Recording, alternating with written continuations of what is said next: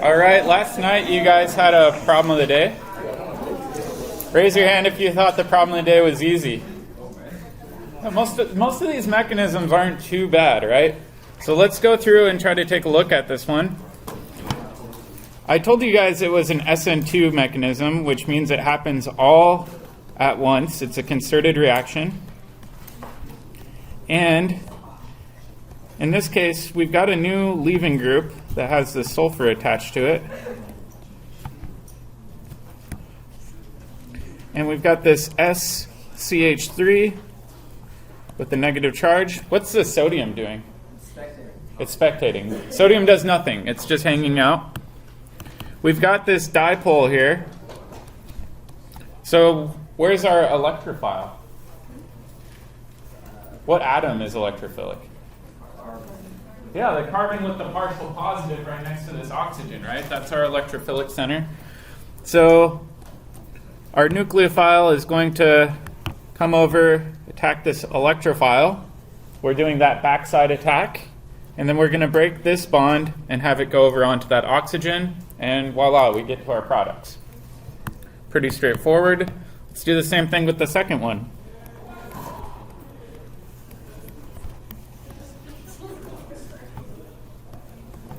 So we've got oxygen, sulfur,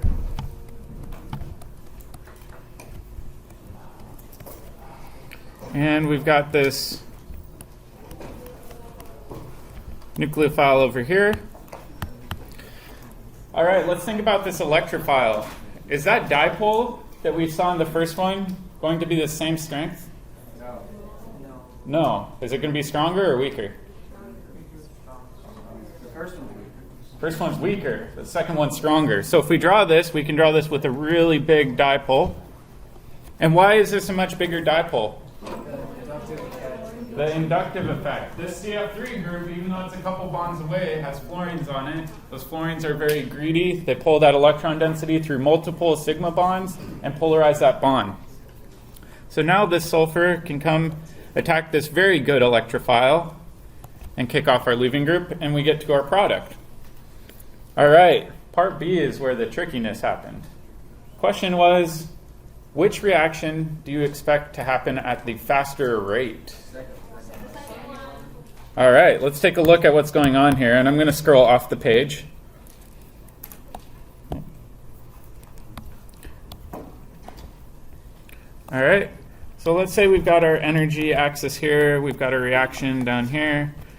We've got two different reactions going on, right? Let's go back up and look at them.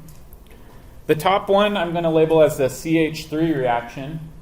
Do you think the product for the CH3 reaction is going to be more stable or less stable than that CF3 reaction? More stable. If you notice, this product is the exact same as that product, so we can't really compare those. It's a tie. But what's more stable, this or that? The bottom one is more stable, right? That is more stable. All right? So we'll put the CF3 on the bottom. And I'll put the CH3 up here. All right, so that's our product side. Now we need to go up and we need to analyze our starting material. Which one's more stable? The top starting material or the bottom one? The top one is more stable, right? It doesn't have as big of a dipole in it. That means it's more stable. So if we go down, we can say, all right, CH3 is more stable. So I'll put that right here. Got our CH3. And our CF3 is less stable, so should it be higher or lower? Higher. Okay, so I'm going to go ahead and put in the CF3 up here, just a little bit higher. Our CH3 is down here. Let's assume that they go through a roughly similar transition state. I'm going to go ahead and draw this. And then for the black one, I'm going to go ahead and do that. All right. What determines the rate of the reaction? Activation energy. Not the difference in Gibbs free energy between starting material and products. What we're more interested in with rate is that hill we have to climb. So if we look at the CH3 one, we can dash this out and we can say, all right, it has to climb this much bigger hill right there. So it has its own EA compared to our CF3 one, which has a much smaller EA. Okay, so we can go up and we can say the CF3 reaction will be faster since the starting material is less stable and it has a lower EA.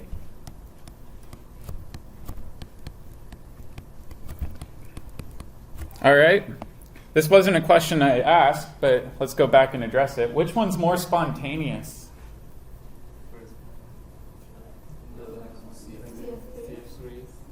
Yeah, the CF3 one in this case is also going to be more spontaneous because it also has that difference in delta G.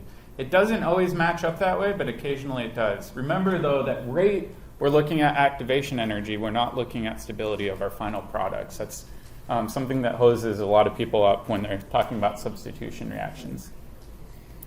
All right, let's go back and talk a little bit about stereochemistry, which is where we left off yesterday. Okay, let's go back. For the molecules, the ones that were the leading group, Mm-hmm. they have more than an octet. Good question. The octet rule, I don't like the term rule. It's octet preference.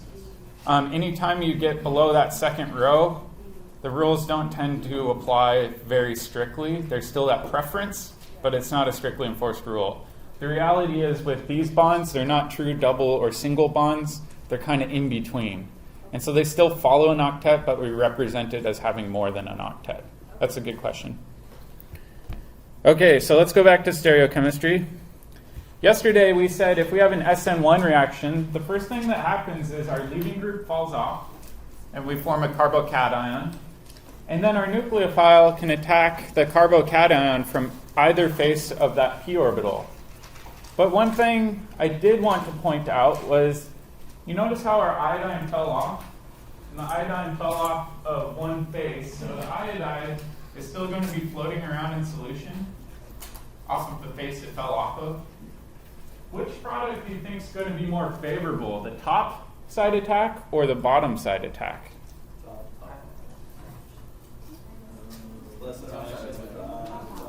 The top one, right? So if we look at the top side, the iodide's not on that face of the molecule, so it's a little bit easier to approach that top face than the bottom face. So while we do see a mixture of R and S products for this reaction, there's a slight preference for inversion. So I wanted to point that out because a few people were asking, with SN1 reactions, are the products always racemic? Not exactly. You do scramble stereochemistry, you get a loss of optical rotation, but there is a slight preference for inversion of stereochemistry due to the blocking effect from that leaving group. So it's not going to always be a 50-50 perfect mixture. Yep? Just something I was kind of curious about. So, like, if there's a solution to something like this happening, is it just random movements of the negative atom, or is it physically, like, pulled towards the positive? It's an electrostatic attraction, which drops off pretty dramatically with distance. So the closer it gets, the stronger that attraction gets. So if it gets close enough, it will actually orientate to Yep, move forward. exactly. Yeah, and that's why concentration matters a lot. If the probability of those two molecules being in close proximity isn't very high, the reaction rate is going to be slow. But if you've got a high concentration, that means the probability of them being near each other is much higher, and it'll increase your reaction rate, at least for an SN2 reaction. For an SN1 reaction, we said the rate limiting step was the leaving group falling off, so it doesn't matter as much. You said the chlorine wants to be on top. Is that because it's further away from the iodine? Yeah, exactly. That iodine's kind of blocking that face it fell off of. How do you know it's going to be on the bottom of the iodine? So if we look at the stereochemistry of this, if that iodine popped off, it's going to be underneath. I could reorient this a little bit so that we spin this molecule 90 degrees, but it's coming off of that bottom face. It's a little bit weird to think about, but the iodine, when it falls off, is still going to physically occupy the space near that carbon where it fell off, blocking one side from being attacked as much. It's just a slight preference. It's not super noticeable, and most of the time your mixtures are going to be pretty close to racemic. Yep. And then with our option 2, we looked at Sn2 reactions. With Sn2 reactions, we said we had two options. We can either A, do a front face attack, or B, do a backside attack.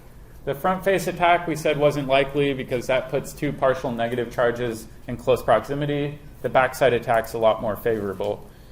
And we get an exclusive inversion of stereochemistry, not a scrambling of stereochemistry like with SN1. One thing to watch out for, too, is we say inversion of stereochemistry. That doesn't always mean we're flipping from R to S or S to R. It just means we're observing that umbrella flip. The stereochemistry is defined by that nucleophile it's attacking, right? So when we're assigning R and S, it doesn't mean we're always flipping from R to S or S to R. It depends on our leaving group that fell off and the nucleophile attacking. All right, so what I gave you guys is a decision-making chart. And what we're going to do is we're going to fill in what we know now and try to fill in the gaps with the remainder of our period. What I tell people with substitution versus, or SN1 versus SN2, it's like going to court. Oftentimes you have to come up with a variety of evidence, present your evidence, and then look at which one's supporting which side. It's not always unanimous. Sometimes you run into conflicting situations. All right. So mechanism for SN2, what's occurring in the mechanism? Okay, SN2, we said that it's concerted, meaning there's a nucleophile attacks and shoves off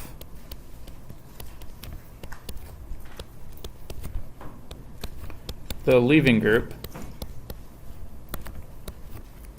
Okay. What about SN1? Yeah, it's a two-step reaction.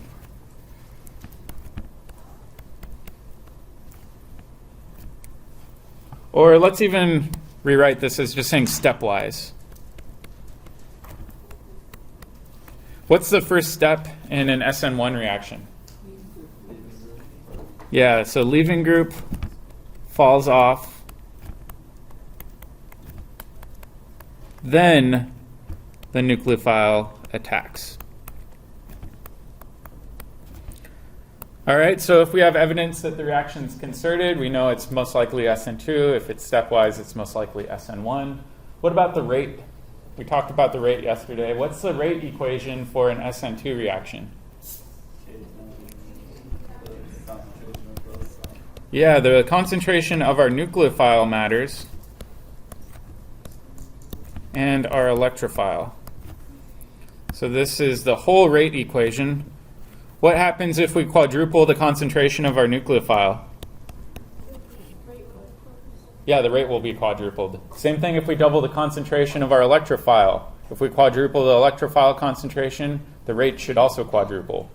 So we can experimentally test the rate of the reaction and see whether or not it supports the SN2 reaction. What's the rate for SN1?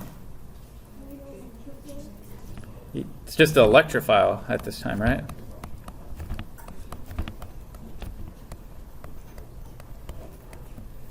The nucleophile has nothing to do with the rate limiting step, meaning it's not the thing that determines the rate. That hill that the nucleophile has to climb in order for its reaction to occur is minimal. The biggest, most important step for that reaction is the leaving group falling off.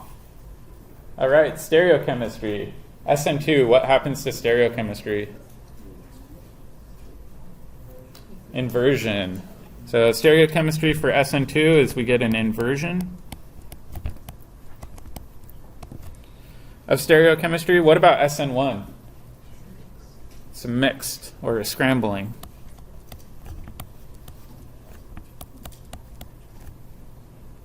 And remember, there's a slight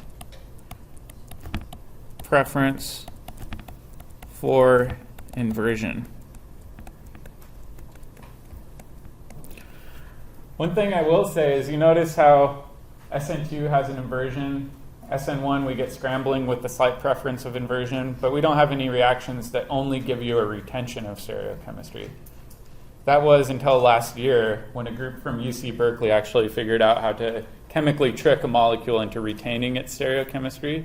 And if you guys are interested in reading about it, go on the class website down to Topic of the Week, and you can read about the group at UC Berkeley that broke the rules and made a new thing that makes chemists everywhere question their systems. All right. Now what we're going to do is we're going to try to fill in the rest of this chart. We need to look at the electrophile that's involved. We need to look at the nucleophile. We need to look at the leaving group. And we need to look at the solvent. So let's go through those one by one. And let's take a look at the role of our electrophile. So the first one I want to look at is our SN1 reaction.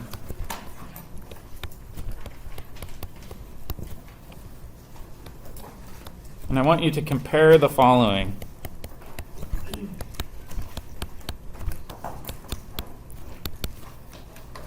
All right, first reaction, I'll call it reaction A. We've got a leaving group, I'll abbreviate that as LG, plus our nucleophile, I'll call that Nu minus. And for reaction B, we've got a slightly different electrophile.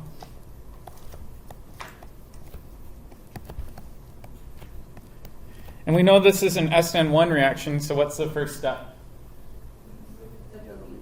Yeah, the leaving group will fall off. So for each of these, the nucleophile does nothing at first. It's just hanging out. Leaving group pops off. All right, in this first reaction, we now get a carbocation plus a nucleophile floating around, plus our leaving group is still present. Down here, same thing.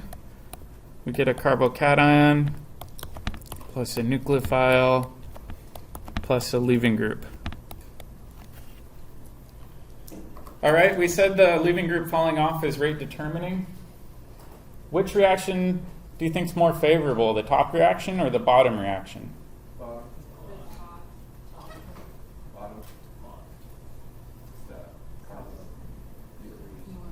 Oh man, there's some debate here. Let's take a look at our carbocations. What sort of carbocation do we have on the bottom? Tertiary. All right, so we've got a tertiary carbocation, and we've got a primary carbocation. Which one's more stable? Tertiary. So the top one is not stable. The bottom one is more stable. Okay, so if we think about which reaction is more likely, is it going to be A or B? B. The rate limiting step is going to a more stable intermediate. It takes less energy. The carbocation stabilized via hyperconjugation. What's the next step? Yeah, the nucleophile attacks. And it can attack from either face. I'm not going to draw out both of them, but just remember that.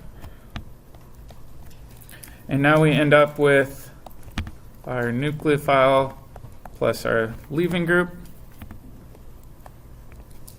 And then over here we end up with our nucleophile plus our leaving group. Okay, so we said that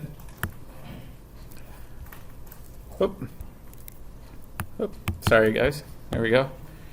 Reaction A is less likely since, shoot. Does not like me writing on here super fast. So reaction A is, oh my goodness. Come on, Microsoft.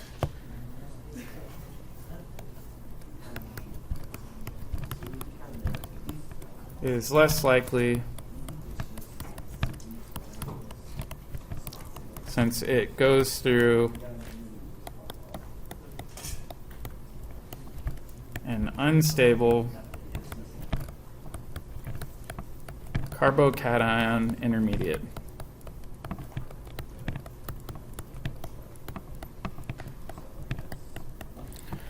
All right, what does that say about SN1 reactions? What electrophiles are best for an SN1 reaction? Yeah, we look at the potential carbocation that forms and we have to assess its stability. So let's make a little note of that. So SN1 reactions are more favorable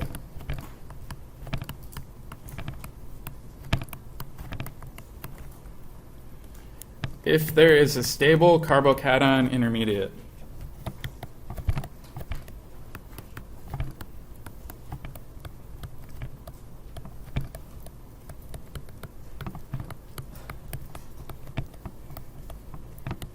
What's the general trend for carbocation stability again? Yeah, so tertiary is better than secondary is better than primary. So let's even write that down. So in general, tertiary is much better than secondary. Secondary is way better than tertiary, and this is way, way, way better than methyl. In fact, a methyl carbocation is so unstable, nobody's ever observed an SN1 reaction with a methyl carbocation. Right? So we're looking at stability of our carbocations. Could you go up just for Yeah. How far? I just wanted to see the end right there. That's what's Okay.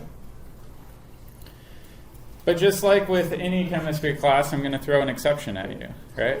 Because you guys love exceptions. One more thing to remember. So, but what about ... All right.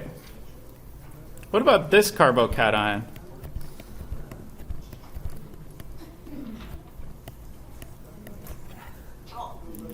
Is this primary, secondary, or tertiary? It's primary. There's only one other carbon attached to the carbon where the carbocation is at. So this is primary carbocation. But what I will tell you guys is this is a really, really stable carbocation. Why do you think it's really stable even though it's a primary carbocation? Resonance, right? So we can delocalize the positive charge around the ring. And in this case, this is very stable due to resonance. And what we call this is a benzylic carbocation. So it's attached to a benzene, we call it benzylic. Let's take a look at another one. Professor, Yep. is that more stable than like a tertiary? Yes, it's kind of the trump card. Anytime you have resonance, it's one of the most stable features you can have in a molecule. So this is even more stable than tertiary. In general, there are some weird tertiary ones that can be more stable just because there's always exceptions to everything. All right, next one. Sorry, let me clean this up. What about this carbocation? This is also a primary carbocation. Yeah, this one is also very stable due to resonance.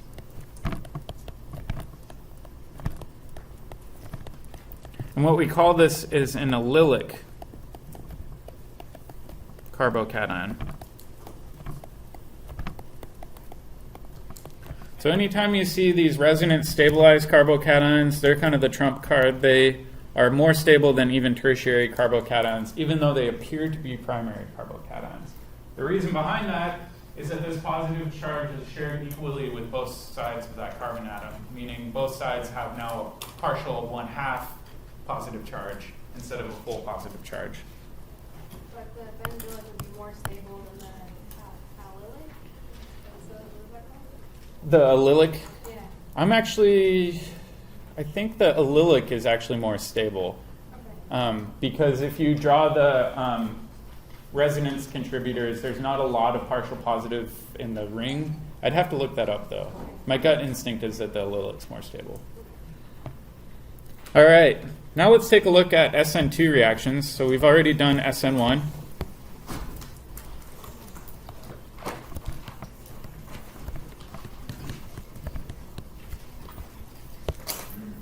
And I want you to compare the following.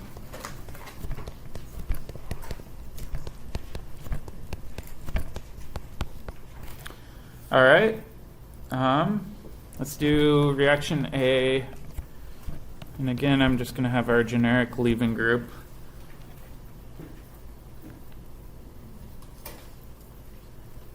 And I'm just going to even use a generic nucleophile, because we're not really concerned with our nucleophile at this point in the game.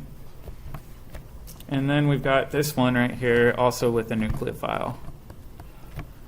I want you guys to help me with the reaction arrows for these two reactions, reaction A and reaction B. Yeah, NU for nucleophile. It's just our generic nucleophile. So what happens with an SN2 reaction? Yeah, it's the backside attack. You sneak up behind them, and stab them in the back, and the leaving group falls off, right? Okay. Nucleophile goes up, sneaks up behind, shoves off that leaving group. All right, same thing with this one. Nucleophile attacks from behind, shoves off the leaving group. Which one's more likely? First one. Why is the first one more likely? Yeah, it's more open, right? If you've got 3 methyl groups protecting your backside, the nucleophile is going to have a hard time approaching you from behind, right? If you only have 1 methyl group, it's a lot easier to approach. So we can look at both these products. I'm pretty sure people have been chuckling about backside attacks ever since this reaction was discovered. So for both of these, this is not likely, because this whole area is sterically blocked.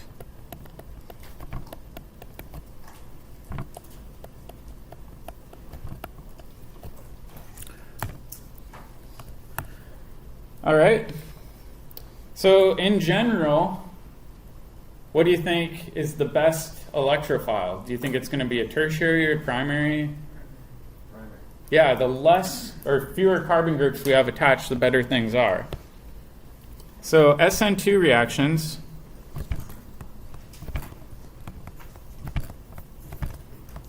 are more favorable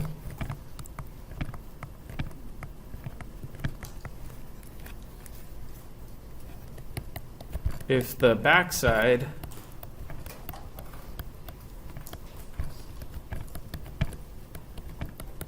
of the electrophile is accessible.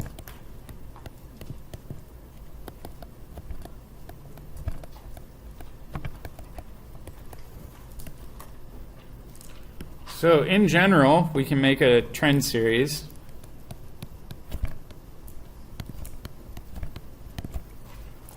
Methyl electrophiles are the fastest. They're faster than primary. Primary is faster than secondary. Secondary is way, way, way faster than tertiary. So this gives us a clue as to what type of reaction is occurring, even without checking the rate, without checking the stereochemistry. We may immediately have a very strong clue supporting one reaction over the other. Does that make sense? All right, let's continue on and talk about the flip side of this reaction, the nucleophile. The nucleophile is also very important. So let's start with SN1 again.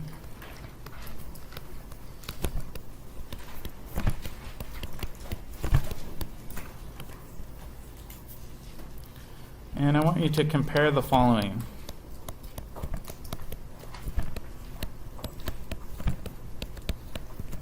For the first one, we know that SN1 reactions are favored with tertiary electrophile. So let's just stick with tertiary. And I'm going to have my leaving group on. And my nucleophile I'm going to use is water. And I want you guys to help me complete this reaction. What's the first step?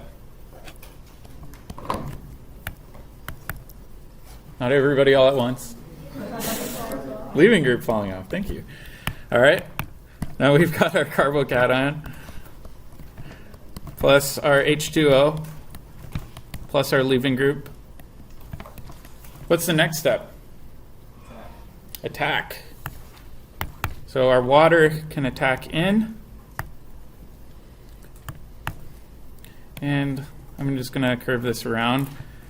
We're almost there.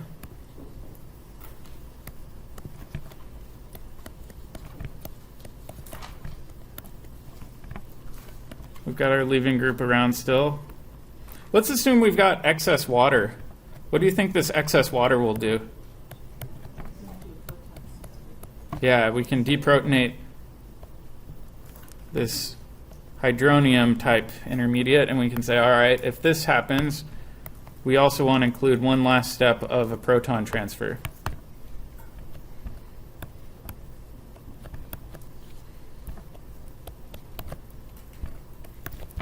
Plus H3O plus our leaving group. All right, so we can agree on that. We had our leaving group fall off, water added, and we also had to account for a proton transfer at the very end. It's pretty common with SN1 reactions to have a proton transfer at the end. Let's compare this to reaction B, and I'm going to change our nucleophile.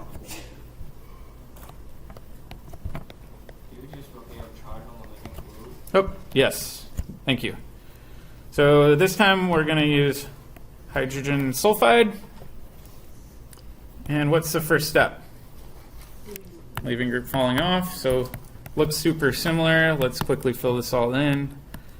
We're going to form our carbocation. We still have H2S plus our leaving group with the negative charge. The H2S will then add in. And we need to do one last proton transfer. Oops. So we've got leaving group negative, and if we've got excess H2S, this will grab our proton and dump our electrons there.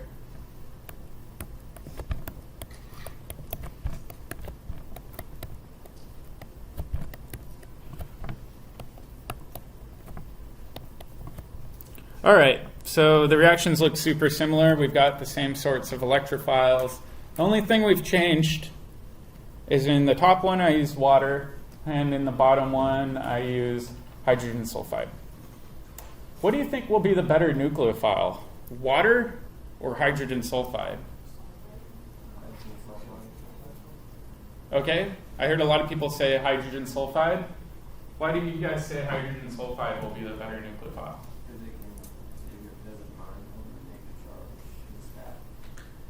Well, another way of thinking about this is think about our acid-base stabilities. Which one's the better acid? H2S, right? Because it's the better acid, that means it's intrinsically less stable. It's going to be higher energy. So when we look at this, we can say, all right, H2S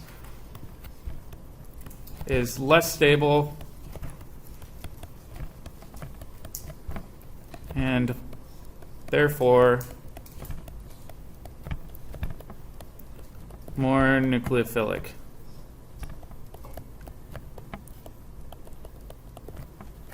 All right, if we look at water, we can say water is more stable and less nucleophilic. All right, which one of these do you think will react at a faster rate? A or B? Trick question. Does the nucleophile have anything to do with the reaction rate? No. So in an SN1 reaction, the strength of the nucleophile doesn't really matter. You can use a really, really weak nucleophile and this reaction will still go. Yep? Yep. And this is something that tricks a lot of people, is normally we're used to seeing nucleophiles with a negative charge, but did you guys notice how I used a nucleophile that was neutral? Yeah, that's why people oftentimes when they're doing an SN1 reaction, they don't use anything that's charged, they use a neutral molecule. Quite often that neutral molecule is their solvent, so if you're running a reaction in water, you throw in a bunch of excess water, the SN1 reaction occurs cleanly, and you don't have to worry about it too much. So let's even mark this down. Nucleophile strength doesn't matter that much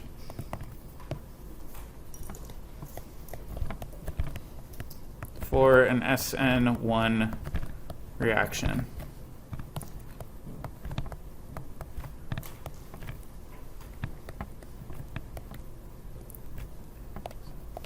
And a weak nucleophile is okay. In fact, a neutral nucleophile is what you normally see, something where it doesn't have a charge on it. All right, now let's take a look at SN2 reactions. So we've got SN2 reactions. And again, we're going to compare two different things. So compare the following. All right, for the first one, I've got reaction A. We know that these reactions like primary or methyl electrophiles, so I'll draw primary one. And I'm going to draw OH minus as our nucleophile. And then with B, I'm going to do a leaving group plus SH minus as our nucleophile. We need to do arrow pushing for each of these. So let's have our nucleophile do the backside attack, kick off our leaving group for each reaction. So now we've got OH plus our leaving group. Oops, sorry, this should be SH on the bottom. Plus our leaving group. All right, we have to do the same thing again. We have to analyze which is more stable, OH minus or SH minus? SH minus is more stable. Why is SH minus more stable?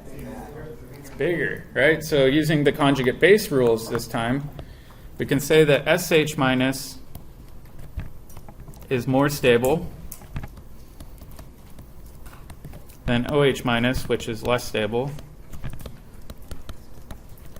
Which one do you think is going to be the better nucleophile then? Exactly. Things that are less stable are going to be higher in energy, just like we saw in our problem of the day. When you've got that higher energy, that means you've got the lower activation barrier you have to overcome, right? So in this case, less stable means it's more nucleophilic. And this one is less nucleophilic.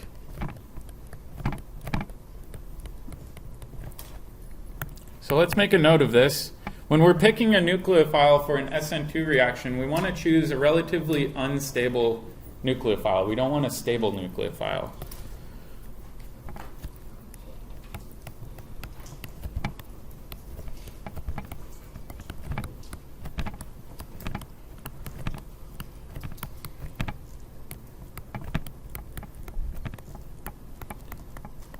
Unstable nucleophiles are preferred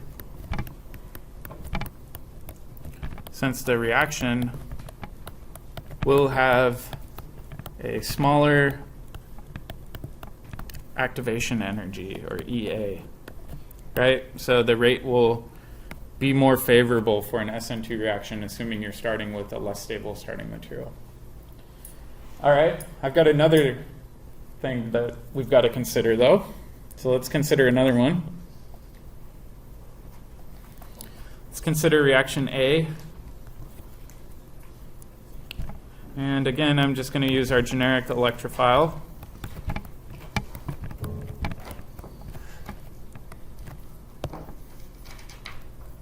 And for reaction B, same thing, our generic electrophile. But I'm going to get a little crazy here. There we go. Yeah, pretty wild. Let's draw our arrow pushing. Here we go, backside attack, kick off our leaving group. Backside attack, kick off our leaving group. Let me do this a little bit more like that. There we go. And we can draw in our products.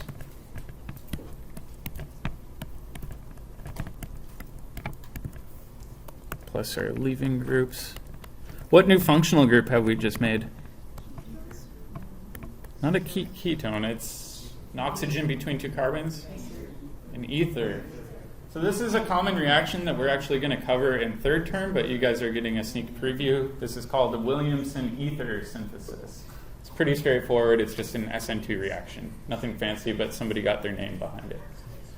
All right, which one's more likely, A or B? Why is A more likely?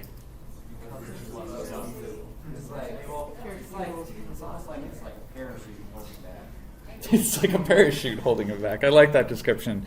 If we look at these nucleophiles, they're both the same relative stability, right? They both have their negative charge on oxygen.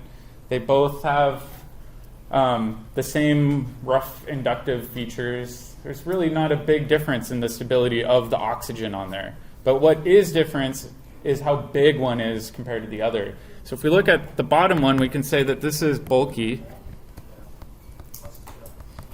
which means it's a poor nucleophile. This is less bulky, which means it's a better nucleophile. All right, so let's make a little comment on that. It's not just the stability of the nucleophile, but it's also its size too. So SN2 reactions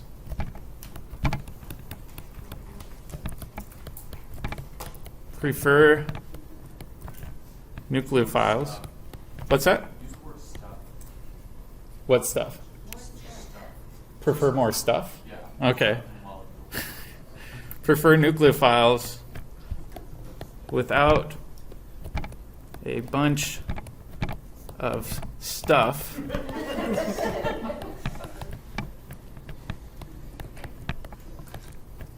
hindering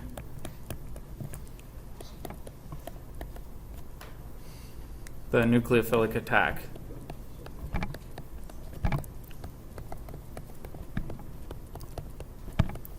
And what I mean by stuff,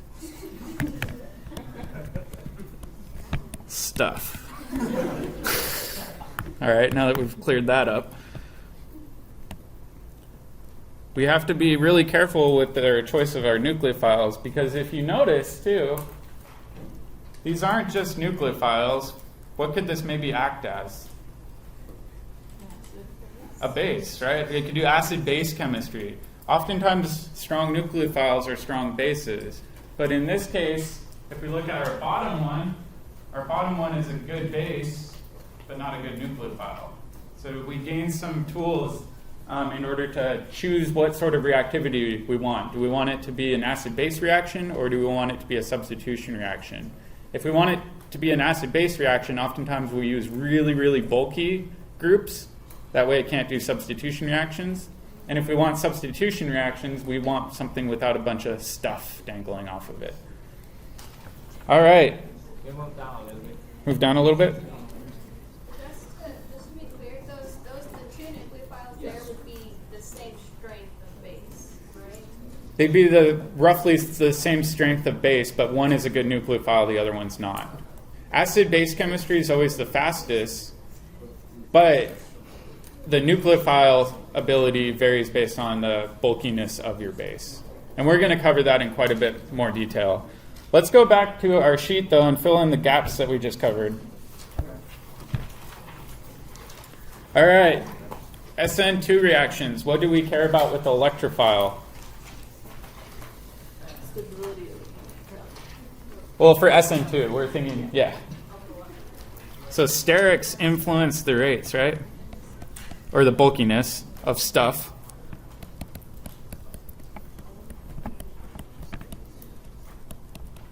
So we said that methyl was greater than primary, is greater than secondary, which is way, way, way greater than tertiary. Right? The more accessible that backside is, the more favorable the SN2 reaction is. All right, what about with SN1? Opposite. This time, carbocation stability influences rate.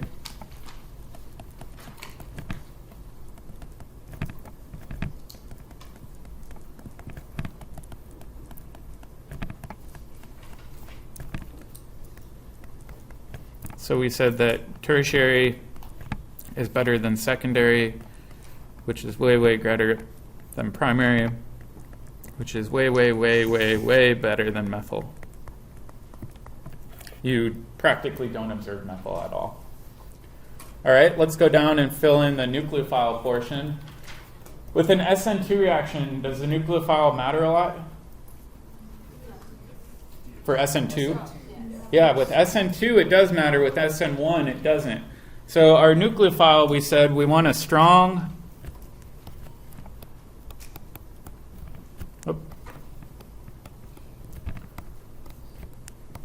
let's even put in unstable,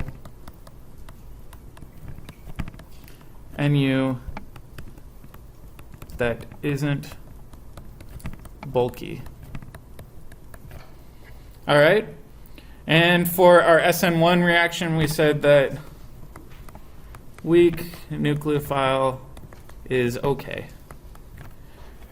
All right. Let's go through and highlight what's rate limiting here. So if we're looking at SN2, what do you think influences rate a lot? The nucleophile, the electrophile? What matters more?